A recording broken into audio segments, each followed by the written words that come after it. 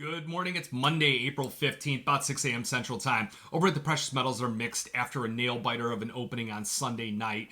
Obviously, the escalation here and the technical chart pattern from Friday are really what's driving these markets at the moment. It's kind of a little surprising to see that Israel and Iran kind of escalating things here a bit. And you got U.S. equities up, crude oil down, gold just barely unchanged. Not really much action here. The dollar index coming off quite a bit. Treasuries coming off as well, and yields going up. So not the war and chaos type of trade that we were all expecting. One thing that was interesting was a massive sell-off in the cryptocurrencies over the weekend. Remember, Iran and Israel, they do have a lot of cryptocurrency holdings here. There might have been some liquidation from that to fund some of these new renewed and escalated war efforts, but that's merely speculation on my part.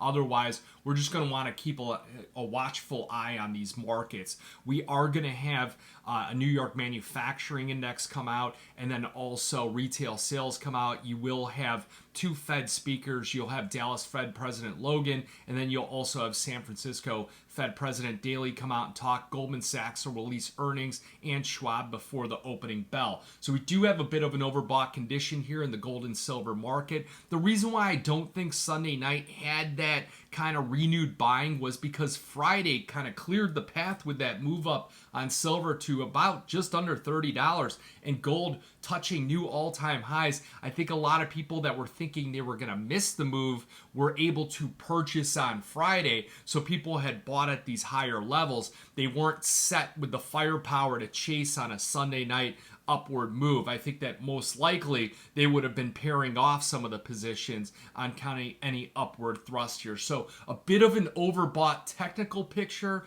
on the gold and silver market. However, if you look at the chart pattern and you back out Friday, we are starting to come back up where it looks like we could break out, specifically on the silver market. Gold's going to be closer to about a 23.90 level. Now, something interesting to watch, the best performing commodities in the overnight session here, specifically that are metals, is going to be aluminum and also copper. We do have a mini and micro copper contract, and we do have an aluminum contract that we do trade on the futures markets. The reason why those two metals are important is because Russia's has some new sanctions on it. And remember, Russia produces about 6% of the world's nickel, 5% of the world's aluminum, 4% of the world's copper. So those are some things to keep an eye on. The dollar index coming off of those 5.5-month highs. We'll see how that adds if it does add any tailwind to the precious metals markets. We're going to want to keep an eye on it. I think the thing that you really keep on your radar here today is U.S. equities and also the crude oil market.